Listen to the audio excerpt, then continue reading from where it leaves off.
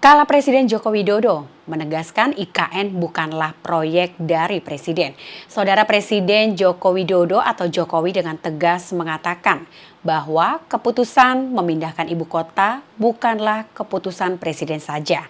Menurut Jokowi, keputusan itu berawal dari keputusan seluruh rakyat Indonesia. Untuk itu, Presiden pun menegaskan bahwa IKN bukan merupakan proyek Presiden. Pernyataan ini disampaikan oleh Jokowi saat acara silaturahmi dengan Afkubi di Istana Negara IKN. Dalam pidatonya, Jokowi juga mengatakan pemindahan ibu kota ke IKN merupakan keputusan dari seluruh rakyat Indonesia yang diwakili oleh anggota DPR di Senayan. Dan perihal pernyataan Jokowi ini dengan cepat viral di berbagai media sosial. Beragam pendapat pun bersusulan dituliskan masyarakat dalam kolom komentar. Sebagian besar masyarakat keberatan atas pembangunan IKN yang membebani negara, sedangkan lainnya membantah pernyataan Jokowi. Mereka mengaku tidak diajak dan menyetujui dalam perencanaan pembangunan IKN. Sementara itu di sisi lain menurut Jokowi saat ini ada beberapa investor asing yang sudah mulai masuk untuk melakukan investasi di Ibu Kota Nusantara, Kalimantan Timur. Menurut Jokowi sejak 25 September 2024 ada sekitar 3 investor asing yang akan membuka proyek. 2 perusahaan bermitra dengan pihak lokal dan 1 lagi adalah investasi asing murni. Sebuah keputusan yang tidak mudah, tetapi itulah yang sudah kita putuskan. Kita juga izin kepada DPR. Saya menyampaikan lisan di dalam rapat paripurna tanggal 16 Agustus, kemudian diikuti dengan pengajuan undang-undang mengenai Ibu Kota Nusantara, dan itu disetujui 93% dari fraksi yang ada di DPR. Jadi ini bukan keputusan Presiden saja, tetapi juga keputusan seluruh rakyat Indonesia yang diwakili oleh seluruh anggota DPR yang ada di Jakarta. Supaya jangan ada sebuah kekeliruan persepsi bahwa ini adalah proyeknya Presiden Jokowi, bukan. Itu sudah melalui tahapan yang baik dalam kita berbangsa dan bernegara. Prabowo sampaikan salam perpisahan kepada Komisi 1 DPR. Saudara Prabowo Subianto, Menteri Pertahanan RI, menyampaikan salam perpisahan mewakili Kementerian Pertahanan kepada Komisi 1 Dewan Perwakilan Rakyat RI. Prabowo berpamitan dalam rapat kerja bersama dengan Komisi 1 DPR RI dengan agenda pengambilan persetujuan pembicaraan tingkat 1 terhadap 5 RUU kerjasama di bidang pertahanan. Menurut Prabowo, ini merupakan raker terakhir antara Komisi 1 DPR dengan Kemenhan. Hal ini disampaikan oleh Prabowo di Kompleks Parlemen Senayan, Jakarta Pusat pada Rabu 25 September. Dalam kesempatan tersebut, Prabowo juga sekaligus menyampaikan permohonan maaf kepada Komisi 1 DPR RI selama 5 tahun bermitra dengan Kemenhan. Ia juga mengatakan pekerjaannya selama memimpin Kemenhan dilakukannya demi untuk kepentingan bangsa Indonesia.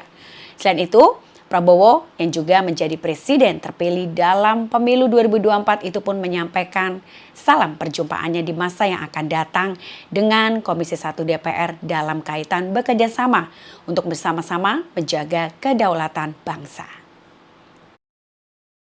Saya juga mohon maaf apabila dalam pekerjaan saya selama 5 tahun sebagai Menteri Pertahanan ada sesuatu yang mengecewakan saudara-saudara sekalian, tetapi saya ingin saudara-saudara yakin bahwa niat saya semata-mata adalah untuk menjaga kepentingan dan kedaulatan bangsa Indonesia.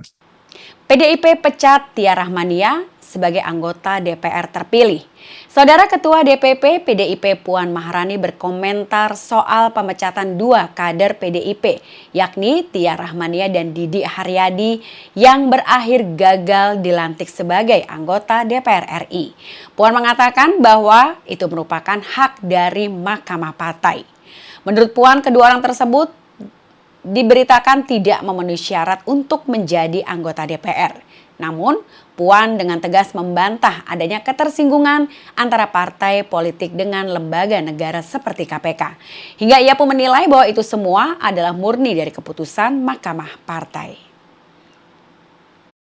Ini saya makin nek soalnya, pusing saya. Izin ya Pak Nurul Gufron yang terhormat, yang kita hormati, yang merupakan pimpinan KPK kita yang luar biasa. Kalau kata psikologi ini terjadi disonansi kognitif di kepala saya. Artinya terjadi konflik di dalam batin saya Pak ya. Lemhanas ini yang saya harapkan adalah pemateri-pemateri yang luar biasa, di mana kami dibekali untuk jadi modal insya Allah 5 tahun ke depan. Izin perkenalkan diri, saya Tia Rahmania, PDI Perjuangan, Banten 1. Kenapa saya tidak membuka jaket ini? Karena KPK ini lembaga yang didirikan oleh Presiden kelima Republik Indonesia, Ketua Umum kami Ibu Megawati Soekarno Putri. Merdeka! Pak Nurul Gufron yang terhormat, daripada Bapak bicara yang teori seperti ini, kita semua tahu Pak, negara ini berada dalam kondisi tidak baik-baik saja. Mending Bapak bicara kasus Bapak, bagaimana Bapak bisa lolos Dewan Etik, kemudian dipetun sukses. Bagaimana kasus Bapak memberikan rekomen pada ASN. Bagaimana kasus-kasus Bapak yang lain Bapak bisa lolos. Mohon maaf Pak, Bapak bukan produk dari kami. Ya, Bapak bukan produk dari kami, itu satu. Korupsi itu intinya etika dan moral Pak. Saya adalah salah satu dosen anti korupsi Pak. Ya, izin ya Pak. Baik. Nah, terima kasih.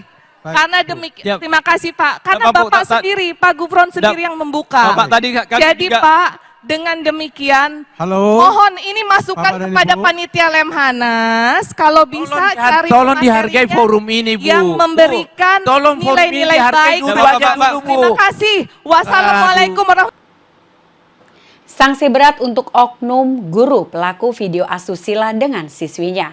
Saudara, seorang guru di Gorontalo berinisial DH ditangkap dan juga ditetapkan sebagai tersangka atas kasus kekerasan seksual oleh Polres Gorontalo pada Rabu 25 September. DH ditangkap terkait kasus video asusila yang melibatkan siswinya di Kabupaten Gorontalo. Video asusila tersebut diperankan oleh guru dan siswi itu di satu kamar kos.